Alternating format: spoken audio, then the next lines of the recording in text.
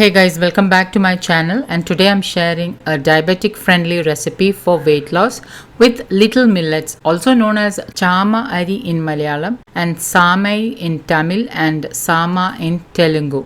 Millets are rich in calcium, protein and iron than wheat and rice. They are also high in fiber, low in fat, hence perfect for weight loss and weight management. The low glycemic index of little millet helps to manage diabetes. This fermented millet dosa can be included in your diabetic diet, and hence I have not used any rice in this recipe. Little millet is suitable for people of all age groups. The high fiber helps in weight loss, prevents constipation, and also helps in managing stomach problems. Millets are naturally gluten-free. They have a low glycemic index. They are rich in nutrients like B vitamins, iron, magnesium, and they are also rich in antioxidants. They help in boosting immunity and fights many diseases. Chama rice or chama ari as it is called in Malayalam can be cooked just like rice and eaten with dal, or you can make poha or upma or even biryani with this. So today I'm sharing a healthy breakfast dosha with little millet. They can be made thin and crispy or soft and fluffy, and they taste great with chutneys and sambar. Doshas are a filling breakfast and it's easy to make, especially in those busy mornings. And the best part is, if you have some ground dosha batter in your fridge, it will make your mornings a lot easier. This dosha batter stays in the fridge for up to 4 days. Millets are pesticide free and is not dependent on chemical fertilizers. Since they are gluten free, individuals suffering from celiac diseases can easily incorporate millets in their diet. However, those with thyroid issues should limit consumption of millets to 2 to 3 times per week. To know more about millets, I will leave a link in the description box below, so please do check it out. Now let's get started with the recipe. I bought this chama ari, also known as little millet, from a grocery shop near my house, and let me just show you how it looks. It's very tiny and it looks just like small white rice. I am measuring 1 cup of little millet and then adding it into a bowl.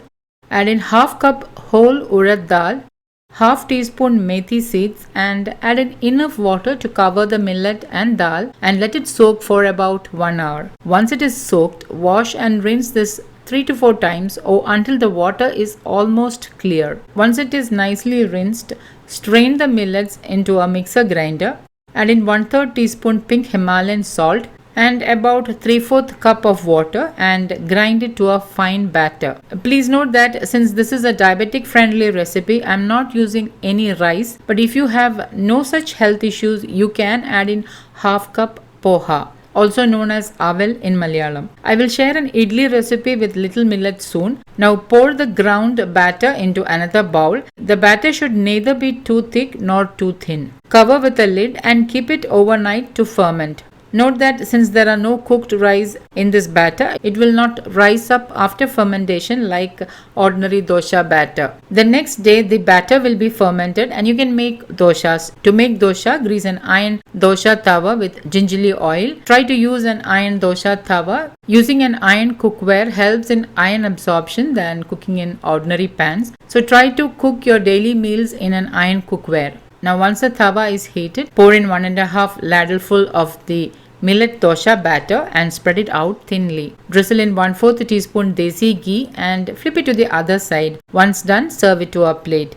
You can see how thin the crispy millet dosha is. This is just a basic recipe, and you can also make uttapams with vegetables and onions, or even make thick doshas and serve with coconut chutney or sambar. Today I'm serving with homemade chutney powder, also known as idli powder. Idli podi is a great way to have some pure virgin coconut oil in your diet. Or you can use desi ghee to mix the chutney powder. So guys, do try this recipe and let me know how this turned out. If you like to see more such healthy recipes, please give a thumbs up. And if you're new to my channel, please click the subscribe button and also the bell icon next to the subscribe button so that you can get notified when I post new videos. Thank you for watching, and until next time, take care. Bye bye.